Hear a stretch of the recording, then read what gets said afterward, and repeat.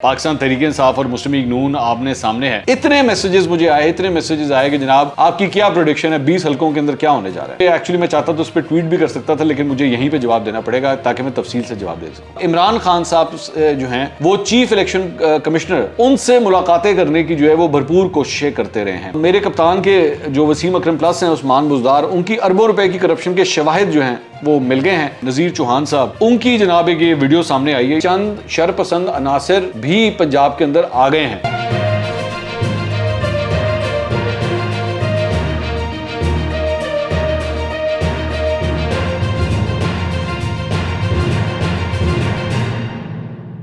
अस्सलाम वालेकुम नाज़रीन, मैं हूं मंसूर अली खान। अपने YouTube चैनल के ऊपर आपको खुशामदीद कहूँगा। सबसे पहले आपसे दरख्वास्त के चैनल को सब्सक्राइब करना मत भूलिएगा और बेल आइकन ज़रूर प्रेस कीजिएगा।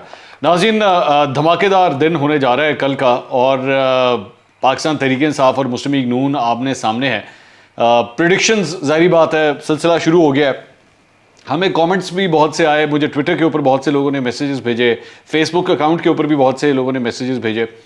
तो इस सिलसिले में ज़ाहिर बात है मुझसे जो एक सवाल किया जाता है, मैं प्रेडिक्शंस के हवाले से, जी 20 हलकों के अंदर जो है वो कौन जीतेगा, तो इसकी प्रेडिक्शन करके बताएं।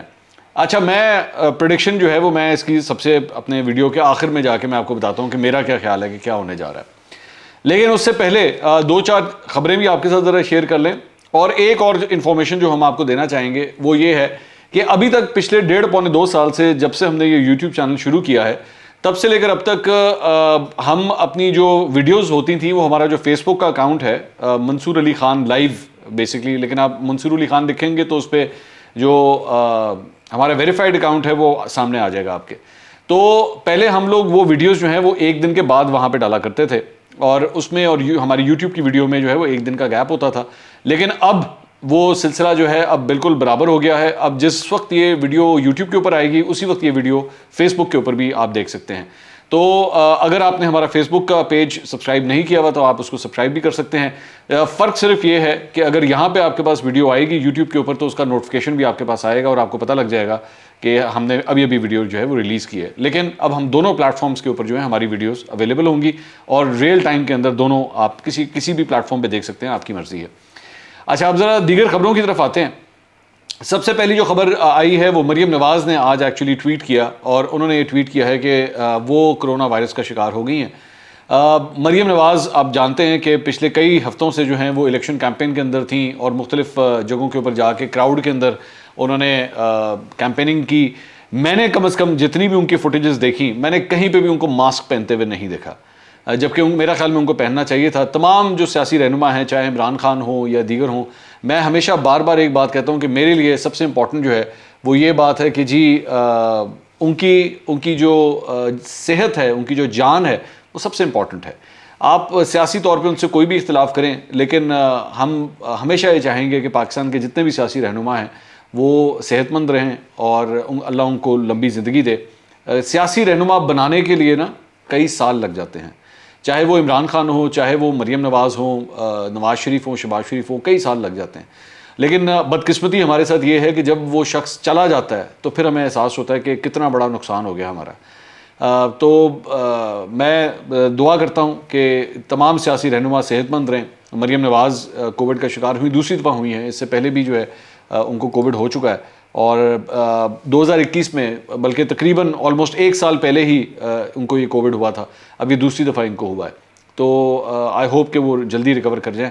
जहाँ पे मरियम नवाज़ की हम बात कर रहे हैं, वहीं पे आपको ख़बर जो है वो ये भी दे दें कि इमरान खान साहब जो हैं, यहाँ पे तो जलसों वलसों का सिलसिला अब ख़त्म हो गया, क्योंकि कल रात 12 बजे तक का टाइम था। इमरान खान साहब का अब कराची का स्केड्यूल और सिंध का जो स्केड्यूल है वो भी सामने आ गया है।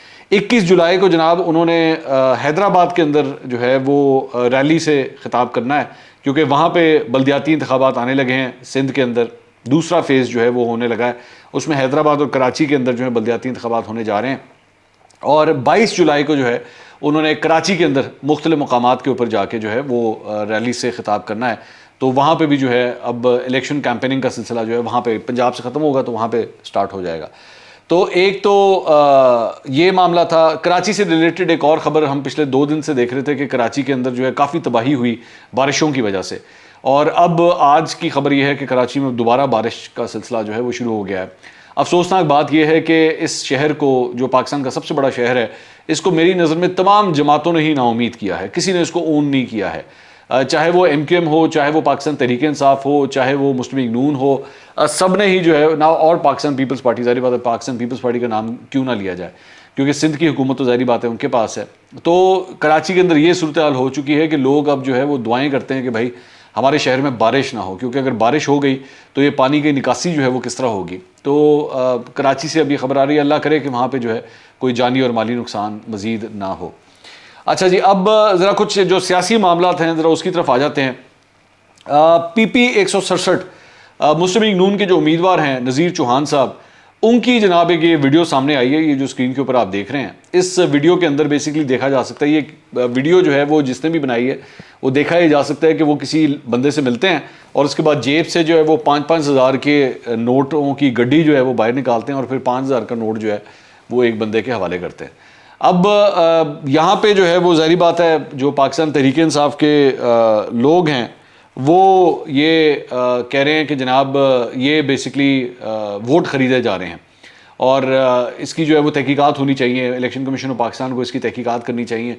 अब ये अभी तक क्लियर नहीं है कि ये एक्चुअली ये जो पैसे दिए जा रहे थे ये क्यों दिए जा रहे थे। लग वैसे इसी तरह ही रहा है कि कोई ना कोई 2 नंबरी हो रही है, कोई ना कोई 2 नंबरी हो रही है और पैसा जो है ना वो इस्तेमाल किया जा रहा है वोट लेने के लिए। तो मेरा ख्याल में इलेक्शन कमीशन ऑफ पाकिस्तान को इसकी पूरी तरह तहकीकात करनी चाहिए और अगर ये इस तरह की कोई वारदात हुई है और इस तरह का कोई काम हुआ है तो फिर करार वाकई सज़ा जो है वो नज़ीर चौहान साहब को भी मिलनी चाहिए कि अगर वो पैसे दे के जो है वो अपने वोट ख़रीद रहे हैं। अनफॉर्चुनेटली मैं ख़ुद चूँकि मेरा लाहौर शहर से ताल्लुक़ है तो लाहौर के हवाले से मैं आपको ये कह दूँ कि यहाँ पे मुख्तलिफ़ हलकों के अंदर इस किस्म की बहुत सी रिपोर्ट्स आती रही हैं। इससे पहले भी जो है वो शाइस्ता परवेज़ मलिक का जब एक इलेक्शन हुआ था तो उस वक्त पाकिस्तान पीपल्स पार्टी के जो रहनुमा थे और जो उनके उम्मीदवार थे उनके ऊपर ये इल्ज़ामात लगे थे कि उन्होंने पैसे दे के जो है वो वोट हासिल किए हैं। तो और इससे पहले भी 2018 के इलेक्शंस में भी 2013 के इलेक्शंस में भी मुख्तलिफ हलकों से जो है वो ऐसी रिपोर्टें आती रही हैं। तो मेरा ख्याल में इसकी पूरी तरह तहकीकात ज़रूर होनी चाहिए और इस वीडियो का जो है वो पूरी तरह इसका चेक किया जाना चाहिए कि आखिर इसकी हकीकत क्या है, हो क्या रहा था आखिर वहाँ पर। अब जहाँ तक इन इलेक्शंस का ताल्लुक है वहाँ पे आपको एक और ख़बर ये भी दे दें कि कल हमने आपको बताया था कि उमर अयूब साहब ने एक दरख्वास्त जमा करवाई भी थी इलेक्शन कमीशन ऑफ पाकिस्तान में कि जनाब हमें जो है वो बाहर से, हलकों के बाहर से जो है वो पोलिंग एजेंट्स ला के बिठाने की इजाज़त दी जाए। तो इलेक्शन कमीशन ऑफ पाकिस्तान ने उसे रिजेक्ट कर दिया था। अब खबर यह है कि डॉक्टर यास्मीन राशिद ने जो है इलेक्शन कमीशन के फैसले को जो है वो चैलेंज कर दिया है और उन्होंने मौक़िफ़ ये इख्तियार किया है कि जी इलेक्शन कमीशन ने जो फ़ैसला दिया है ये गैर कानूनी है। इलेक्शन कमीशन के रूल्स के तहत पोलिंग एजेंट्स का मुतल्लिका हल्के से होना ज़रूरी नहीं है, वो किसी बाहर के हल्के से भी आ सकते हैं और इलेक्शन कमीशन अदालत जो है इलेक्शन कमीशन के अहकामात को कलअदम करार दे और डॉक्टर यास्मीन राशिद ने इस दरख्वास्त पर आज ही कार्रवाई का मुतालबा किया है। अब इसका जो दूसरा पॉइंट है, जो दूसरी साइड है, वहाँ पर चंद हलकों से ये भी रिपोर्टें आ रही हैं कि पाकिस्तान तहरीक इंसाफ के साथ जो जुड़े हुए उम्मीदवार हैं वो दूसरी जगहों से जो है वो इसलिए पोलिंग एजेंट्स लाना चाहते हैं कि कोई ज़रा रौला रप्पा जो है वो पड़ सके। और मुझे कम से कम 2 शहरों से इस किस्म की खबरें आई हैं, एक जो है वो लाहौर से और एक और शहर है जहाँ से ये खबर आई है, लेकिन ये उड़ती उड़ाती खबरें हैं, अभी कन्फर्म नहीं है। तो जिसकी वजह से इस चीज़ का भी शक का इजहार किया जा रहा है, मैं आपको अभी से बता रहा हूँ, शक का इजहार किया जा रहा है कि कल के इलेक्शंस के अंदर जो है कुछ जगहों पे दंगा फसाद भी हो सकता है। ये इस चीज़ के शक का इजहार किया जा रहा है। ये रिपोर्ट्स जनरेट हो रही हैं, इंटेलिजेंस रिपोर्ट जनरेट हो रही हैं, बल्कि राना सनाउल्लाह ने जो है वो कल ये बयान भी दिया था कि उन्होंने पाकिस्तान तहरीक इंसाफ के लोगों को कहा था कि जनाब इस किस्म की कोई हरकत नहीं होनी चाहिए वरना कानून जो है ना वो हरकत में आएगा। तो अब देखें कि इस सिलसिले में क्या होता है। डॉक्टर यास्मीन राशिद, जब ये वीलॉग रिकॉर्ड हो रहा है तो डॉक्टर यास्मीन राशिद जो हैं उनका अभी इस सिलसिले में जो उनकी दरख्वास्त है उसके ऊपर समाअत जस्टिस शाहिद जमील जो हैं वो इसके ऊपर समाअत कर रहे हैं। अब इसके ऊपर वर्डिक्ट क्या आता है वो हम आपको अगले वीलॉग में ही बता सकेंगे। एक खबर जो है ये इसी से रिलेटेड थी और जहाँ पे इलेक्शन कमीशन ऑफ पाकिस्तान की बात हो रही है तो अंसार अब्बासी साहब जो हैं उन्होंने आज एक खबर दी है। उन्होंने खबर ये दी है कि जनाब इमरान खान साहब जो हैं वो chief election commissioner Sikandar Sultan Raja साहब उनसे मुलाकातें करने की जो है वो भरपूर कोशिशें करते रहे हैं और ये तब की भी बात है जब वो वज़ीर आज़म थे, ये तब की बात है। और चीफ इलेक्शन कमिश्नर इनके ऊपर जब वो और उसके बाद उन्होंने इनकार कर दिया था, चीफ इलेक्शन कमिश्नर ने उनसे मिलने से, खुफिया तौर पे मिलने से इनकार कर दिया था। तो यही खबर जो है ये 22 अप्रैल को जाहिद गशकोरी साहब ऑलरेडी दे चुके हैं। यही खबर थोड़ी सी डिफरेंट थी, लेकिन उस खबर में जो है 22 अप्रैल को जो उन्होंने खबर दी थी उसमें भी यही कहा गया था कि जी इमरान खान साहब चीफ इलेक्शन कमिश्नर से खुफिया मुलाकात करना चाह रहे थे, लेकिन उन्होंने इनकार कर दिया। उन्होंने कहा जी मेरे दरवाजे तमाम सियासतदानों के लिए खुले हैं, वो 100 दफ़ा मुझसे आके मिले, लेकिन मैं खुफिया तौर पर नहीं मिलूंगा। अच्छा, वो उसी दौरान ये तब की बातें हैं जब बेसिकली सेनेट के अंदर जो है, सेनेट के जब इलेक्शंस होने थे तो उस सिलसिले में इमरान खान साहब ये चाहते थे कि जनाब खुफिया राय शुमारी नहीं होनी चाहिए और शो ऑफ हैंड्स होना चाहिए। लेकिन इलेक्शन कमीशन ऑफ पाकिस्तान ने सुप्रीम कोर्ट में जाके अपना मौक़िफ़ लिया था कि जनाब जो आइन और कानून जो जिस तरह कहता है इलेक्शंस उसी तरह ही मुनक़िद होंगे। इसके साथ साथ फैसल वाडा का भी उस वक्त मामला इलेक्शन कमीशन के अंदर था। फॉरेन फंडिंग का जो, बल्कि ममनुआ फंडिंग का जो केस है वो already election commission of Pakistan के बीच में है। वो मतलब वहाँ पे सुना जा रहा था जब ये सब कुछ हुआ था। जाहिद गशकोरी साहब की जो खबर है वो उसके मुताबिक उन्होंने अपनी खबर में कहा था कि जी चीफ इलेक्शन कमिश्नर को उस वक्त ये भी कहा गया था कि आप अपने ओहदे से मुस्ताफ़ी हो जाएं, हम आपको विफाक के अंदर जो है वो किसी और ओहदे के ऊपर तैनात कर देते हैं, लेकिन इस ऑफर को जो है वो रिजेक्ट कर दिया गया था।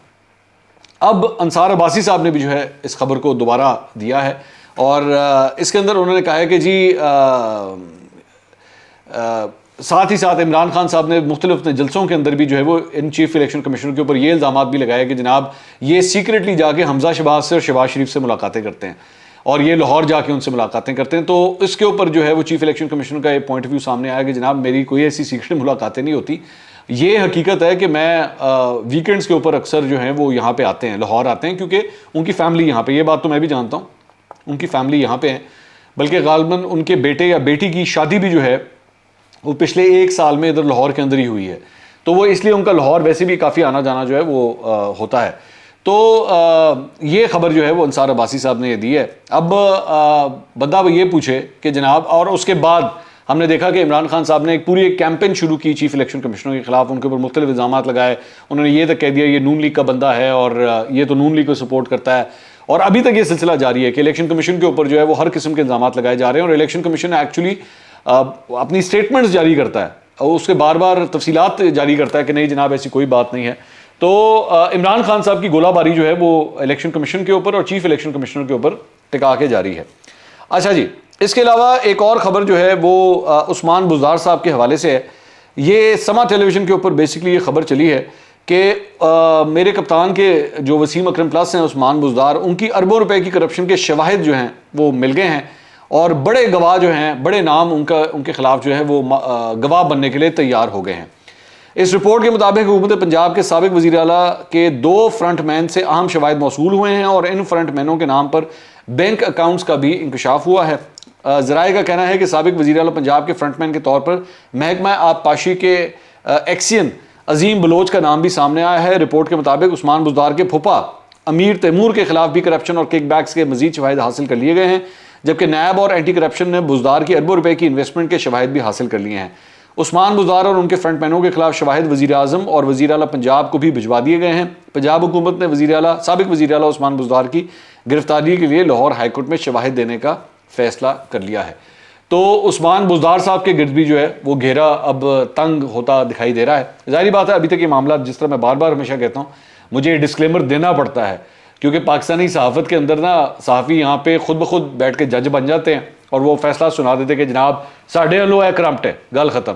तो मैं ऐसा नहीं करूँगा। मैं दोबारा आपसे ये कहूँगा कि ये इल्ज़ामात हैं, जब तक इसकी अदालत के अंदर पूरी तरह सुनवाई नहीं होती, पूरा केस नहीं चलता, तब तक उस्मान बुज़दार बेकसूर हैं। लेकिन एक डेवलपमेंट है, एक ख़बर है कि जनाब इस किस्म की इस ऐसे कोई शवाहिद मुबैना तौर पर मिले हैं और वो अदालत के अंदर भी जो है वो पेश किए जाएंगे। तो एक ख़बर जो है वो इसी से रिलेटेड एक और भी है, वो ये है कि नैब ने फराह खान की वालदा बुशरा खान को 20 जुलाई को जो है वो तलब कर लिया है। ये भी समा टेलीविज़न के ऊपर ये खबर चली है। फराह खान की वालदा जो है 4 कंपनियों में शराकतदार हैं, पार्टनर हैं उसके अंदर, और तमाम मुतल्लिका रिकॉर्ड के साथ बुध को पेश हों, ये नैब ने जो है उनको नोटिस भेज दिया है। और जो 4 कंपनियां हैं उनके नाम है जी अलबराक फूड, अलबराक हाउसिंग, अलमुइज़ प्रॉपर्टी, और इसके अंदर बेसिकली वो हिस्सेदार हैं। और बुशरा खान ने अपनी बेटी के साथ इन कंपनियों में हिस्सा डाला और तमाम मुतल्लिका कंपनियां पिछले 4 साल के दौरान ही बनाई गई। पिछला 4 साल जब आएगा इमरान तो बनेगी नई कंपनियां तो उसके अंदर जो है वो ये कंपनियां बनी हैं और इसके लिए उनको बुला लिया गया कि जनाब आएँ ज़रा बैठ के इस पर ज़रा जवाब तो दें कि तुसी कर देगी पे हो। अच्छा जी, अब मैंने शुरू में कहा था कि जनाब प्रेडिक्शन, इतने मैसेजेस मुझे आए, इतने मैसेजेस आए कि जनाब आपकी क्या प्रेडिक्शन है, 20 हलकों के अंदर क्या होने जा रहा है। भाई मेरी आपसे दरख्वास्त है और मुझे एक्चुअली मैं चाहता तो उस पर ट्वीट भी कर सकता था, लेकिन मुझे यहीं पे जवाब देना पड़ेगा ताकि मैं तफसील से जवाब दे सकूं। सहाफ़ियों से प्रेडिक्शन मत पूछा करें। सहाफ़ी कभी भी प्रेडिक्शन नहीं दे सकता।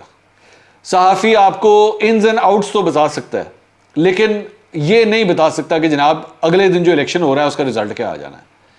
आपको वो ये बता देगा कि जनाब फलां उम्मीदवार जो है उसका ये स्ट्रॉन्ग पॉइंट है लेकिन ये उसकी कमजोरी है, एक दूसरा उम्मीदवार है उसका ये स्ट्रॉन्ग पॉइंट है ये उसकी कमजोरी है, लेकिन उसको प्रिडिक्ट नहीं किया जा सकता। मैंने बड़े बड़े हलकों में बड़े बड़े अपसेट्स होते देखे हैं, बड़े बड़े बुर्ज उलटते देखे हैं मैंने, जिनके बारे में कोई सोच भी नहीं सकता था कि वो हार जाएंगे। तो इसलिए कल क्या होगा, इसका क्या रिजल्ट निकलेगा, इसको डिक्लेयर करना जो है बड़ा मुश्किल काम है। पाकिस्तान तहरीक इंसाफ के लोगों से पूछो, वो कहते हैं जनाब 15 सीटां साड़ियाँ ही ने। नून लीग वालों से पूछो, वो कहते हैं जनाब 15 सीटां साड़ियाँ ही ने। हमें नहीं पता कि इमरान खान साहब का जो बयानिया है, ठीक है जलसे उनके बड़े हुए हैं, लेकिन क्या उनकी बातें सुन के लोग उस दिन पोलिंग स्टेशन की तरफ जाके वोट डालते हैं कि नहीं डालते, ये भी देखने वाली बात है। मौसम कैसा होता है, बारिश होती है कि नहीं होती है। बारिश होती है, वोटिंग टर्नआउट जो है वो कम हो जाता है। वोटिंग टर्नआउट कम होता है, किसी जगह पे उसका फायदा नून लीग को होगा, किसी जगह पे इसका फायदा पीटीआई को होगा, ठीक है। उसके बाद डिपेंड करता है, मतलब मुस्लिम लीग नून ने ज्यादातर उन लोगों को टिकट दिए हैं जो पहले पाकिस्तान तहरीक इंसाफ में होते थे। कई जगहों के ऊपर जो है वो आपस में ही तंजीमें जो है वो नाराज हो गई हैं इस चक्कर में। वो हो सकता है कि नून लीग के, मिसाल के तौर पे मुझे चंद हलकों से, जो फैसलाबाद के चंद हलके हैं, फैसलाबाद से मुझे खबर आई कि वहाँ पे नून लीग को परेशानियों का सामना है। पाकिस्तान तहरीक इंसाफ के हवाले से खबर आई कि जी मुल्तान के अंदर जो है वो जैन कुरैशी जो है उनकी पोजीशन उतनी तगड़ी नहीं है, हो सकता है कि वो कोई अपसेट कर लें। मैं इसको अपसेट ही कंसिडर करूँगा। मेरी नज़र में अगर जैन कुरैशी ने सलमान नईम को हरा दिया तो एक अपसेट होगा। तो इसलिए it's really difficult to predict कि जनाब आउटकम क्या होगा। कहीं पे हो सकता है लड़ाई झगड़ा हो जाए, कहीं पे हो सकता है धांधली हो जाए, ये भी हो सकता है। इसलिए प्रिडिक्ट करना बहुत मुश्किल है। और प्रिडिक्शन करने से एक नुकसान ये होता है कि आप अगर मैं कह दूं आप जनाब नज़ीर चौहान का मिसाल के तौर पे हल्का है और जनाब नज़ीर चौहान जीत जाएगा। अभी थोड़ी देर पहले मैं आपको एक वीडियो दिखा के हटाऊँ कि जनाब एक ये वीडियो आई है जिसमें नज़ीर चौहान 5-5 हज़ार के नोट जो है वो डिस्ट्रीब्यूट कर रहे हैं। तो ऐसी सूरत में अगर वो जीत भी जाएगा तो उसकी जीत चैलेंज भी हो सकती है। इसलिए किसी सहाफ़ी को जिस किस्म की प्रेडिक्शंस ना देनी चाहिए और ना आपको पूछनी चाहिए। फ्रैंकली स्पीकिंग, सियासतदान ये काम करते हैं। शेख रशीद साहब का ये काम है बैठ के प्रेडिक्शन दे दिया, वो यार जीत जाएगा जी, और जीत जाएगा, ऐसे आ रहे हैं। उनकी 60-70% प्रेडिक्शन हमेशा गलती हुई हैं। मैं बिल्कुल कोई प्रेडिक्शन नहीं दूंगा। Let's wait for tomorrow.